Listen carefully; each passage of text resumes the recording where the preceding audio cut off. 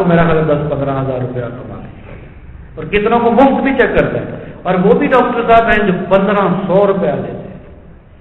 بچہ اسپیشلسٹ مجھے کوئی بتا رہا تھا، فلاں جو ڈاکٹر صاحب ہے نا وہ چائلڈ اسپیشلسٹ سے 1500 ایک وزٹ کا لیتے ہیں، وہ بھی رات کو ہو سکتا ہے 5 مریض چیک کرتے ہیں، ٹھیک ہے نا، پیسے اس کے بھی اتنے بن گئے، اور جو 100 لیتا ہے 50 مریض چیک کرتا ہے، پیسے بن گئے کہ نہیں بن گئے؟ اس کو لوگ دعائیں لیتے ہیں، اور میں خود بھی اس کے پاس جاتا ہوں، کلینک میں اس نے دعائیں لے کر لگائی ہوئی ہیں شفا کی، کہ یہ پڑھو گے تو شفا ہو جائے گی، یہ پڑھو گے تو شفا ہو جائے گی، اور جب نسخہ لکھ کے دیتے ہیں پھر بھی دعا دیتے ہیں اللہ تعالیٰ آپ کو شفا دے، اور وہ 1500 والا کیا کہتا ہے دوسرے دن پھر آنا، وہ کہتا ہے یہ دوائی ہفتہ کھانے کے بعد میرے پاس آنا، ہفتہ کھانے کے اگر ٹھیک ہو گیا تو ٹھیک، اگر نہیں ہوا تو پھر آ جانا، دوبارہ پیسے بھی نہیں دیتے، یاد رکھیں، اور پھر وہ کہتا ہے یہ 2 دن کی دوائی ہے، پرسوں پھر 1500 پھر لے لیتے۔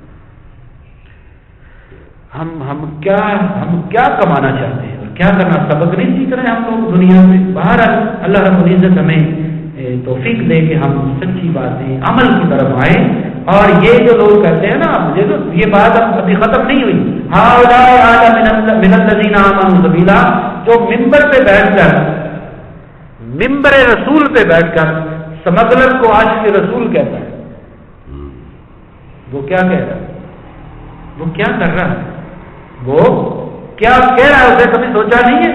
اس نے غریب آدمی کی تعریف نہیں کی کبھی؟ جو پیر صاحب ایک امیر آدمی کے گھر میں جا کے براجمان ہو جاتے ہیں، کبھی غریب کی کٹیا میں تو نہیں گئے؟ حضور کی سنت یہ ہے کہ بڑے گھروں کو چھوڑ کر حضرت ایوب انصاری کے گھر چلے جاؤ، حضور کی سنت تو یہ ہے جو عمل میں اچھا ہے۔ میں یہ صحابہ کا موازنہ نہیں کر رہا، یعنی ہماری نظر یہ ہونی چاہیے، مجھے اس گھر میں جاتے ہوئے خوشی ہونی چاہیے جو نمازی ہیں، جو حلال کھاتے ہیں، جو باادب ہیں، اس گھر میں جاؤں تو خوشی ہو۔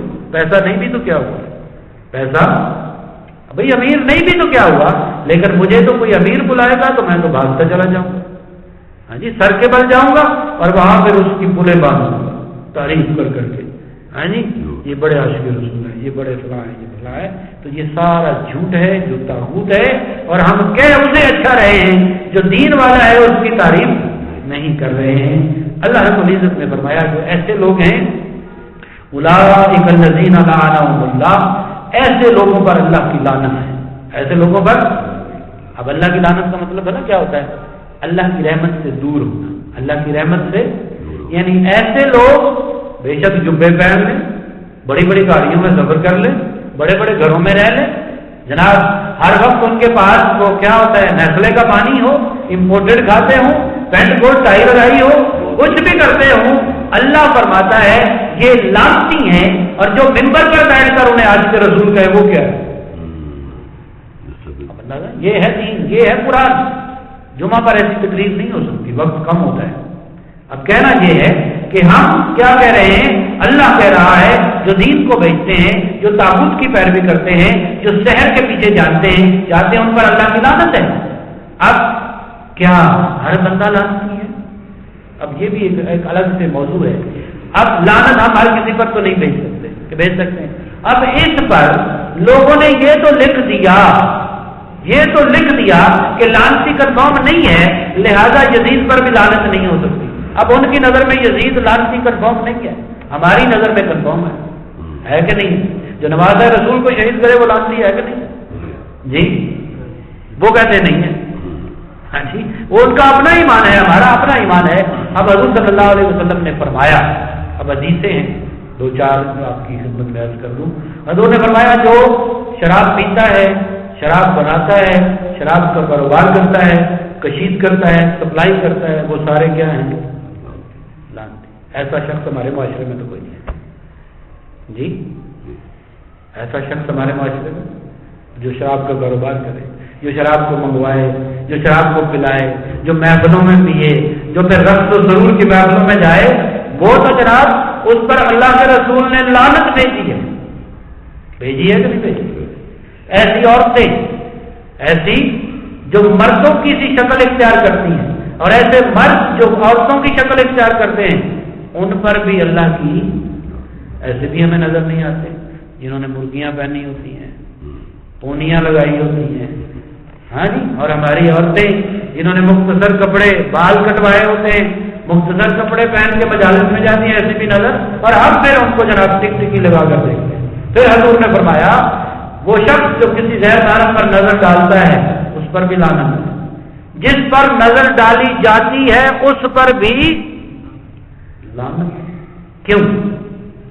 جہاں آگے تشریح کر دی علماء نے کہ اگر اس کا اس میں عمل دخل نہیں ہے تو پھر اس پر لعنت، لیکن اگر وہ پوری بن سنور کے گئی ہے کہ لوگ مجھے دیکھیں تو پھر تو لعنت ہے کہ نہیں ہے؟ پھر تو اسرا بازار میں لعنت نہیں ہے، لبرٹی مارکیٹ میں لعنت نہیں ہے، پھر پی آئی اے کا وہ جو ایئرپورٹ ہے وہاں بھی لعنت نہیں ہے، وہاں تو پھر لعنت تو نہیں ہے نا۔ تو یہ چیزیں چونکہ ہمارے ملک میں پائی نہیں جاتی کہ بکثرت پائی جاتی، بکثرت پائی جاتی ایسے لوگوں پر لعنت۔ پھر حضور صلی اللہ علیہ وسلم نے فرمایا سود کا کاروبار کرنے والے پر، یہ حدیث آپ نے پڑھ رکھی ہوگی، اس کے لکھنے والے پر، لکھوانے والے پر، اس کا سارا کاروبار کرنے والے پر اللہ کی لعنت ہے۔ یہ بھی ہمارے بینکوں میں تو نہیں ہوتا، یہ بھی ہمارے ملک میں۔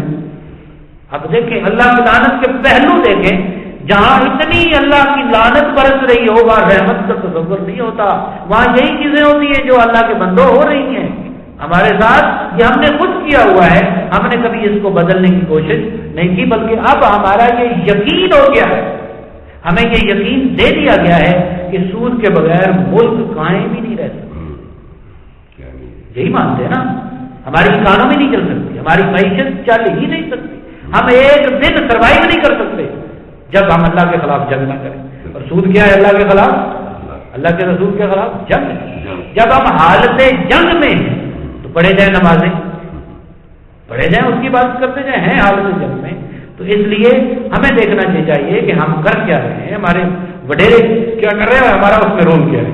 اور پھر حضور صلی اللہ علیہ وسلم نے فرمایا 6 لوگوں پر اللہ کی لعنت ہے اور اللہ کے رسول کی لعنت ہے، اور فرمایا ہر نبی جو ہے وہ مجیب الدعوات ہے۔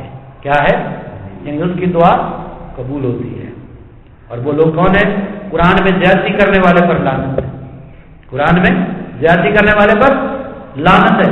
ایسا شخص جو بزور شمشیر طاقت کے زور پر حکومت حاصل کرتا ہے، پھر اس کو عزت دیتا ہے جو ذلیل ہے، اور جو عزت والے ہیں انہیں ذلیل کرتا ہے، اس پر لعنت ہے۔ یہ بھی ہمارے ملک میں کبھی نہیں ہوا۔ ہاں جی، کتنے سال بھلا ایسا ہوتا رہا؟ ابھی تو آپ نے اس کو چھوڑا ہے، مشرف صاحب کو، اس نے بزور شمشیر کی تھی کہ نہیں؟ کن لوگوں کو اس نے عزت دی؟ آج حکومت کے اندر کون عزت والے ہیں بتائیں؟ نہیں، جن کو عزت دی جا رہی، پروٹوکول دیا جا رہا ہے، وہ کون لوگ ہیں؟ حقیقت میں وہ ہیں اولئک الذین لعنہم اللہ، جن پر اللہ کی لعنت ہے، اور ہم نے انہیں اپنے اوپر سوار کیا ہوا ہے۔ ہم انہیں پروٹوکول دے رہے، ہم انہیں عزت دے رہے، ہم انہیں احترام دے رہے، ان کے لیے کھڑے ہو رہے۔ ہاں جی، کل پرسوں سے جو حال بن رہا ہے ملک کا، آپ دیکھ رہے ہیں، کسی کو کوئی ہے فکر کہ اس ملک کے غریب آدمی کا کیا حال ہے، ریکارڈنگ کیسز کا کیا حال ہے، فلاں کیسز کا کیا حال ہے، اور ہم بیٹھے ہوئے ہیں بس ایک بندہ، وہ سپریم کورٹ کا جو چیف جسٹس ہے، 2 سال اس کے بھی رہ گئے بیچارہ، چیف چوک کے چلا جائے گا، کون مانتا ہے کسی کی؟ آرمی والے اپنا الٹو سیدھا کر رہے ہیں، وہ اپنا الٹو سیدھا کر رہے ہیں، یہ اپنا الٹو سیدھا کر رہے ہیں، تو ہم ملک تم چلا رہے ہیں نا، تو اس لیے کیسے چلا رہے؟ تو اللہ رب العزت کے نبی نے ایسے لوگوں پر لعنت کی ہے۔ کیا ہم بھی لعنت کرتے؟ نہیں کرتے۔ لعنت کا مطلب ہے ان کا ساتھ چھوڑ دیں، ان سے الگ ہو جائے۔